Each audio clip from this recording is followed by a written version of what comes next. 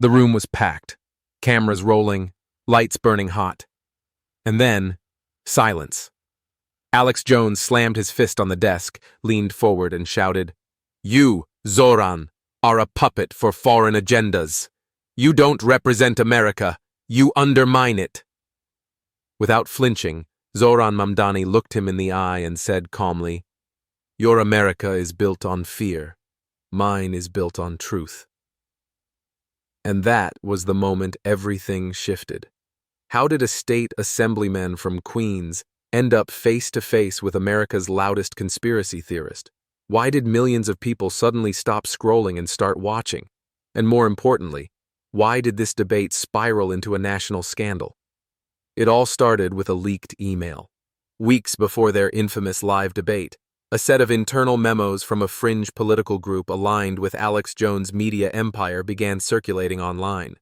The memos contained detailed plans: provoke Mamdani on live television, corner him with fake statistics, discredit him in front of a patriotic audience.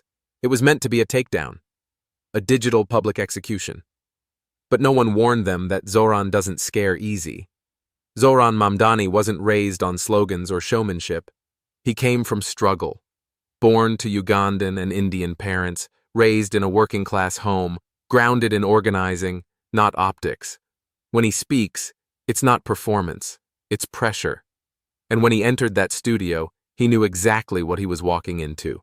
The show was billed as a conversation about immigration, identity, and American values. But the moment Zohran took his seat, it became clear. It was an ambush. Alex Jones launched in with a barrage of rants about open borders, terror cells, and Marxist plants in office. It was chaos in high definition. But Zohran? He didn't even raise his voice. Instead, he opened a worn notebook, one he carried from campaign trail to picket line, and read, word for word, a testimony from a child whose father had been deported under ICE raids that Alex Jones once praised. He didn't yell, he didn't flinch, he just told the truth. That's when the audience started to shift. You could see it in the live chat, people pausing, typing, deleting, retyping. Wait, is this true? Why isn't anyone covering this? I came here to see a fight, but now I'm listening. And Alex? He knew he was losing control. As Zohran calmly dismantled each of his talking points, citing real stories, real policies, real pain, Jones grew louder, more erratic. He accused Mamdani of being funded by foreign entities, backed by George Soros, and even, at one point, of trying to erase American heritage. But Zohran just said, "My heritage is American. The question is, are you willing to share it?" People watching didn't know whether to clap or cry. And then came the breaking point. A staffer from the show leaked the real-time producer notes to an independent journalist. The notes revealed something shocking. Alex had been instructed to push Zohran on race, religion, and riot footage. Not facts, not policies, just pressure points, manufactured rage.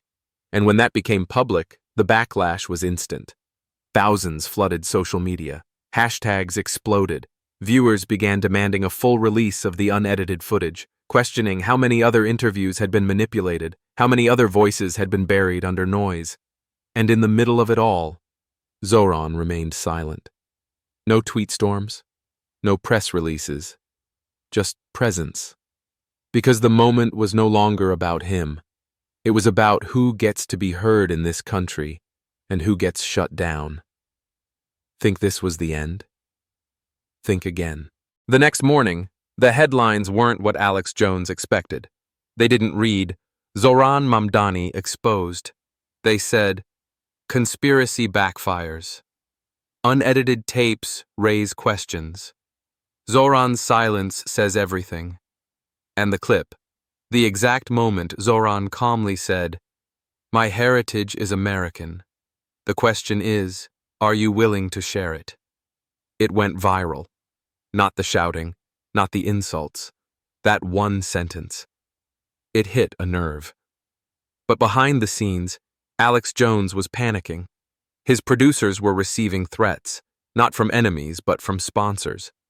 Brands that had long overlooked his antics were suddenly pulling out.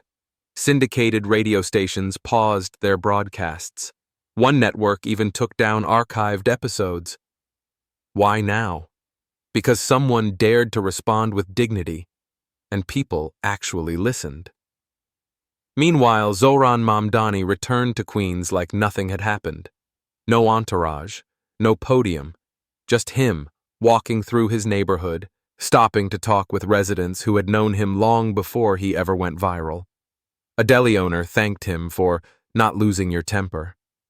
A grandmother hugged him at the train station and whispered, "They tried to corner you, but you turned the corner on them."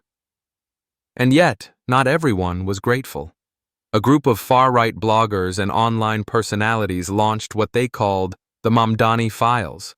Out-of-context clips, blurry photos from old protests, even audio doctored to make him sound radical. But every attempt fizzled. Why? Because people had already seen who he really was. You can't rewrite authenticity once it's burned into people's memory. Then came the House oversight hearing. No one expected Zohran to show up. He wasn't even invited. But a sitting congresswoman, disturbed by what she saw on the Jones interview, yielded her time so he could speak. And when he didn't talk about himself. He spoke about kids whose classrooms had ICE raids. He quoted a janitor who was fired for wearing a prayer scarf. He reminded everyone that truth doesn't shout, it stands. Across the room, an older senator, visibly shaken, took off his glasses and said quietly, "We've stopped listening to people like this. Maybe that's why everything feels like it's falling apart." In private, Alex Jones prepared a response video. His plan? Double down, claim he was set up, paint himself as the victim. But something unexpected happened. His own producer refused to hit publish. "It's done, Alex," she said. "You pushed too far this time." And he didn't even push back. The scandal, instead of crushing Zohran, had elevated him into a symbol, not of power, not of fame, but of what quiet resistance looks like in an age of noise. Even critics were forced to admit he hadn't played the game. He'd rewritten it. And in the background, community organizers, high school students, even ex-voters who had stopped believing in anything, they began quoting him, printing shirts with his words, starting neighborhood circles just to talk. Not about Alex Jones. About justice. About what comes next. Because something had shifted. This wasn't about television anymore. It was about the power of staying calm when the world is on fire. And as it turned out, the fire was only getting hotter. The noise was deafening, but Zohran didn't join it. As political commentators argued endlessly on cable news, dissecting every second of his face-off with Alex Jones, Zohran was already somewhere else. Back in a community center in Jackson Heights, helping a group of tenants file housing complaints. No cameras, no hashtags, just work. But the movement? It was no longer waiting for him. In the days after the interview, something unusual began happening. Young people, especially first and second generation Americans, started forming online discussion groups. Not fan pages, not cults of personality, just spaces to ask one question. If Zohran can stand up and stay calm, why can't we? In one viral video, a 17-year-old in Detroit spoke directly to the camera. "I grew up thinking politics was for people with suits and secrets. But when I saw him, I saw someone who looks like my brother. Someone who doesn't need to shout to be heard. I didn't know we were allowed to be like that." Meanwhile, Alex Jones wasn't finished. He still had his army of followers, and this time, he decided to use them. In a live stream riddled with rants, Jones accused Mamdani of being a sleeper agent of globalist Islam, claiming he had infiltrated American politics with the help of dark money and woke witchcraft. He even called for a full federal investigation, demanding to know how someone like this got elected in the first place. But the backlash didn't go as planned. Rather than echo his words, dozens of public officials, including some unexpected conservative voices, released statements condemning the rhetoric. "We may disagree on policy," one senator tweeted, "but targeting someone for their name, their faith, or their background is un-American. Full stop." Even longtime Jones allies began distancing themselves. Behind the curtain, the business model was cracking. Sponsors pulled out faster, merch sales dropped, platforms started issuing soft bans. YouTube demonetized 3 of his top channels without warning. And then came the anonymous leak. A whistleblower from within the Jones network sent a 73-page document to multiple outlets. Inside? Evidence that Jones's team had coordinated smear campaigns, used burner accounts to fabricate online outrage, and paid influencers to attack Zohran in exchange for exposure. It was no longer a conspiracy theory. It was a conspiracy fact. Reporters rushed to Zohran for comment. Cameras waited outside his office. Phones rang endlessly. But again, he said nothing. That silence spoke louder than any headline. Instead, he released one handwritten note online. Just a photo of a piece of paper taped to a community board. "If they want a circus, let them have it. I'm too busy helping folks pay their rent. Zohran." It went more viral than the original interview. Suddenly, Zohran wasn't just a politician. He was a symbol, not of perfection, not of some polished brand, but of refusal. Refusal to perform, to react, to let rage dictate the rhythm. The Jones scandal, once meant to humiliate him, was now being taught in classrooms. How propaganda fails when met with calm truth. College professors created entire modules titled The Mamdani Moment. Church groups invited him to speak, even if they didn't agree with all his politics.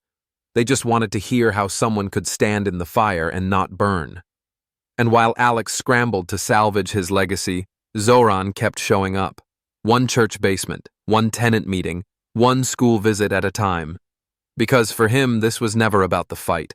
It was about what came after it. And what came next surprised even him. It happened on a Tuesday. A letter, thick, handwritten, no return address, arrived at Zohran Mamdani's office. His team thought it was another complaint, or maybe a threat. But it wasn't.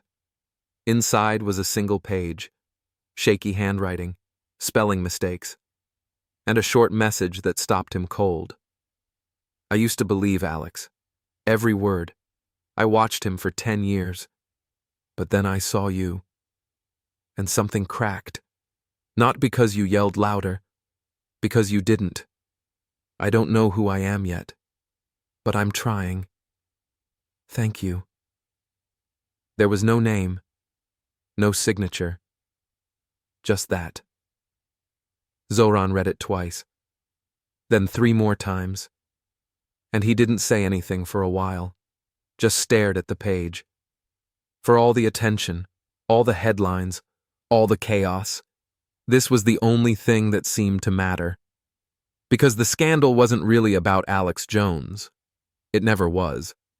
It was about who America listens to. Who gets to speak without being screamed over? Who gets to be called American without needing to prove it? And that's why, weeks later, when a national forum on political discourse invited Zohran and Alex to appear together again, this time in a room full of college students and educators, everyone expected fireworks. They got something else. Alex Jones arrived early, strangely quiet. Rumors said his legal team begged him not to show, but he insisted. Maybe he wanted redemption, maybe revenge. No one knew. Zohran entered through the side door. No entourage, no security, just a folder of notes and a copy of the letter. When the moderator asked the opening question, "What responsibility do public figures have when their words cause harm?" Alex went first. He started strong, defensive, still angry. But something was different. His voice cracked. He avoided eye contact. He stammered through statistics. And halfway through his rant, people stopped listening. Then Zohran spoke. No script, no slogans. He just talked, about his mother, about growing up feeling invisible, about what it meant to be told over and over that you didn't belong, even when you were born in the city itself. He didn't attack Alex. He didn't even name him. He just made it impossible to look away. And when he finished, the room was still. Then someone stood, then another, and then everyone. A standing ovation. For quiet courage. Even Alex couldn't meet his eyes. The next day, Alex's show aired a rerun. No commentary. No response. Just silence. And in a quiet corner of Queens, Zohran walked home from the train like he always did. A kid riding his bike passed him and shouted, "Hey, you're the guy who shut him down!" Zohran smiled. "No," he said. "I just stayed standing." In a world built on volume, maybe that's all it takes. One voice, steady, unmoved, unbought. So if you made it this far, maybe ask yourself, what kind of voice do you want to be? And if this story moved you, take a second to subscribe. It helps more than you know.